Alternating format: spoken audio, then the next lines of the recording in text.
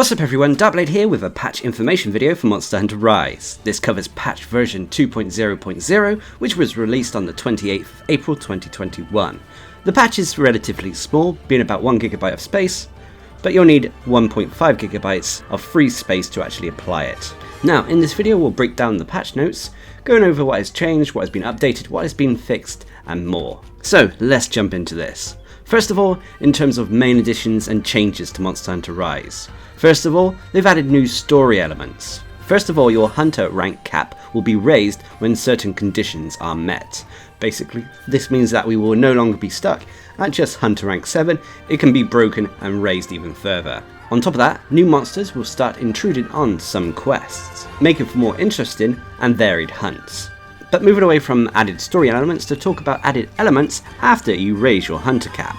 First of all, new monsters will appear in the village and hub quests. For those of you who aren't aware, Teostra, Kushala Daora, Chameleos, Apex Diablos and Apex Rathalos and more have been added to the game. So unlocking your hunter rank will give you hunts and quests to actually take on these new monsters. Additionally, new monsters will also be appearing during rampage hunts, so there will be more variety when it comes to taking on these type of hunts. Next up, new quests, arena quests and requests have all been added to the game, adding even more variety and activities to do. Next up, as there are new monsters that have been added to the game, there have also been new weapon trees, armors, items and pater laces for hunters to get their hands on. Along with the new armor, weaponry and more, new skills have also been added to the game, including new rampage skills that you can apply to your weapons. Once again, adding to the variety and spicing up the builds that we can create. Additionally, the armor upgrade level cap has also been raised. This was kind of a necessary change because with new monsters, new tougher monsters especially, we're going to need that extra defense. New decorations have also been added to the forge at the smithy, which for me, the tenderizer decoration being available is sorely welcome, which gives us the weakness exploit skill, which eliminates the reliance on the RNG we had to rely on with the charms before this patch was released. But anyway, next up, layered armor will now be available to forge through the smithy.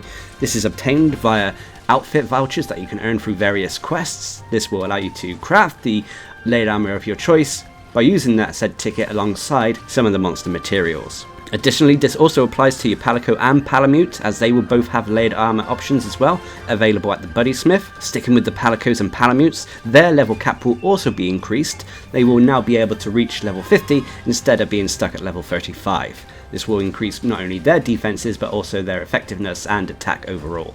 And in keeping with your Palicos again, the default level for both Palicos and Palamutes hired from the Buddy Scout will also be raised. So you won't necessarily be hiring a Palico or Palamute at level 1. But moving away from the hunter rank cap elements, to talk quickly about the added system elements. First of all, new guild card awards are now available for you to customize your guild cards with. You will also be able to change your hunter's appearance from the character select menu after using a character edit voucher.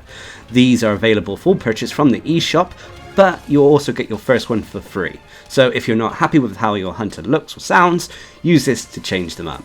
Also, finally, new DLC has also been added to the eShop for you to purchase at your leisure. Remember, these are purely cosmetic, they shouldn't affect your gameplay whatsoever. So there we have it, those are all the changes in regards to the main additions. Obviously there is a lot added here and a lot of quality of life. Adding the new monsters is definitely the biggest highlight, but on top of that, the little things like having more skills, more decorations to craft, more armor, it all helps the experience of Monster Hunter Rise, making it feel like a more complete game. Whilst we still miss the true ending, this is definitely a step in the right way, and I hope Capcom continue things in the same vein. But anyway, let's move away and talk about bug fixes and miscellaneous fixes. First of all, in terms of bases and facilities. So this is Kimura Village and the hub. First of all, Capcom fixed a bug preventing players from moving the target reticule when guarding whilst holding down the charged piercing shot or charged thunder shot while using a cannon during a rampage quest. They also fixed a bug when using the melding Wisp of Mystery that resulted in the same talismans being produced in the exact same order for some players. This bug with the melding pot definitely needed addressing, and hopefully this should alleviate the matter a little bit. Anyway, next up, when players receive a new petalace or clothing for their Kohoot, the game autosaves.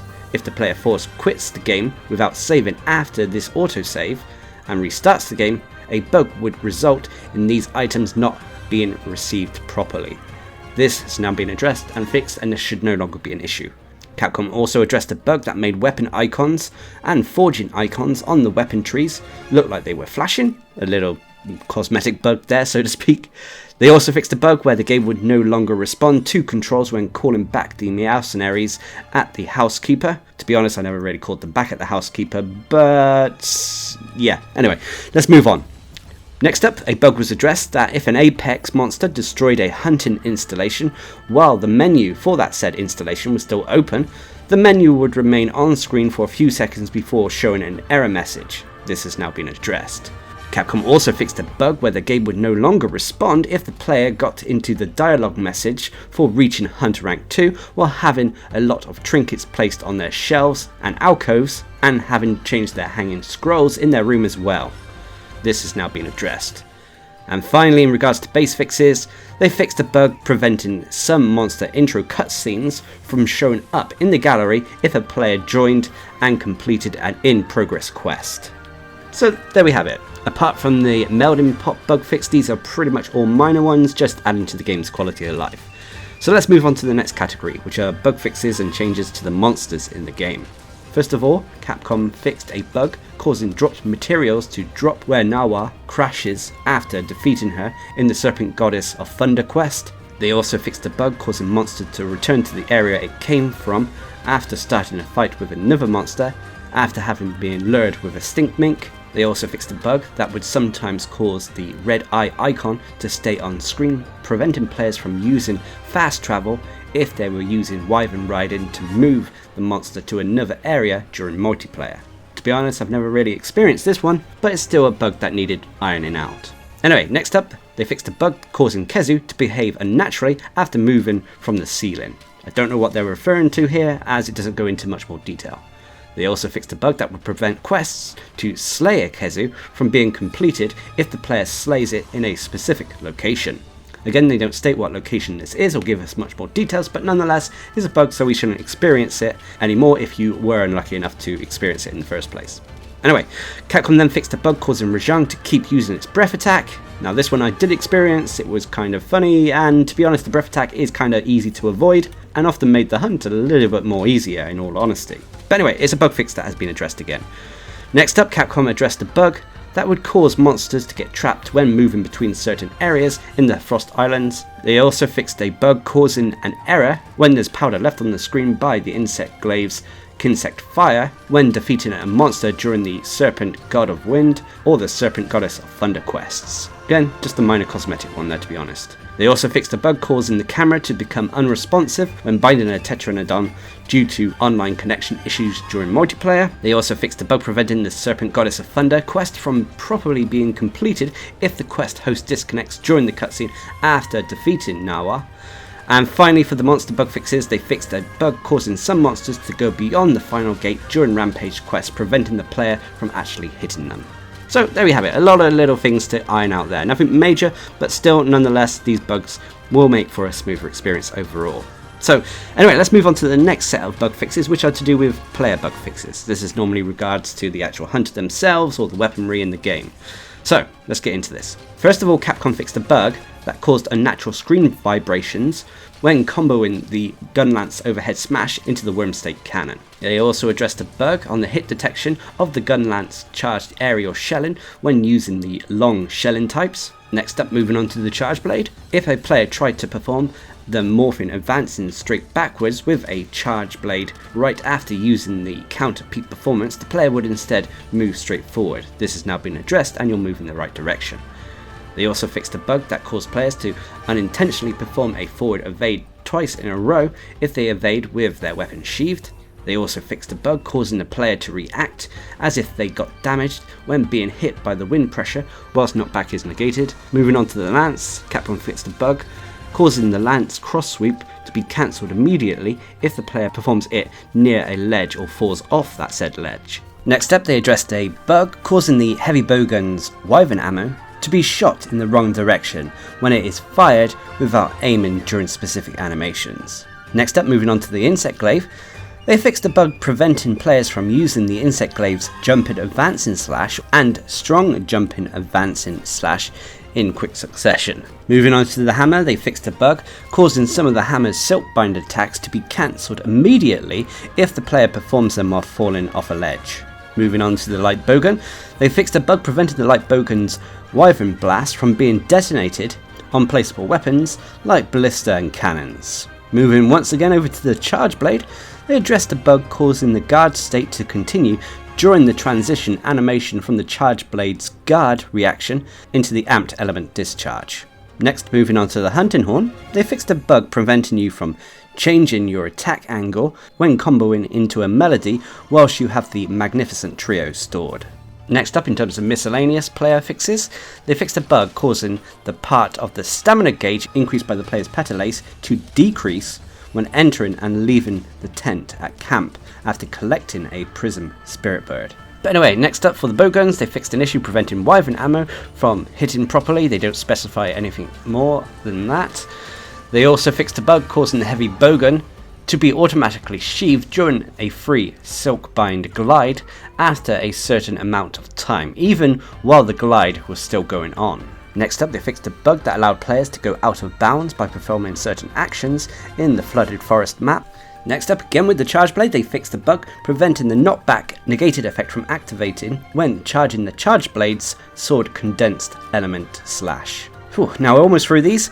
Next up, they fixed a bug preventing the insect glave's kinsect harvest extract from extracting if the X button is pressed at the wrong time, even while holding the ZR button. They also fixed a bug that sometimes caused the player to disappear and become uncontrollable when they touched mud flung by Almudron at the same time as a large monster. And then finally, Capcom addressed the bug causing the player to take more damage than intended when they are knocked off a high plateau by a monster's roar during the Serpent God of Wind quest. So there we have it. Those are all the bug fixes that have been applied to the player aspect of Monster Hunter Rise. Obviously, the most interesting thing about these were the changes and bug fixes to the weapons, which should hopefully make for a smoother experience overall when using them. But let's move on to the final subsection, which are miscellaneous bug fixes. Now we only have a few of them here. First of all, Capcom fixed incorrect boss icons displayed at the results screen of the Arena Free quest. They also fixed incorrect completion time displays upon completing a quest. And finally, Capcom made other miscellaneous bug fixes, but these are normally minor things under the hood, too small to put into the patch notes. So, there we have it. Those are all the changes and bug fixes that came with patch version 2.0.0. Obviously, there are a lot of new additions here, as well as bug changes and fixes, so it's quite a substantial patch in all honesty. The new monsters being the highlight, of course. The new monsters, Elder Dragons, and the associated weapons, decorations and more will add to the overall quality of Monster Hunter Rise and should make for a more fulfilling endgame, at least until the next major update, which should be coming at the end of May. As always, I'll leave a link down in the description below if you want to check out the patch notes in your own leisure, and I'd love to hear your thoughts on the patch. Are you enjoying it so far? Leave a comment down below. And until next time, I've been Darcblade, bringing you a patch information video for Monster Hunter Rise. Hope you enjoyed it. Thanks for watching, subscribe and like for more.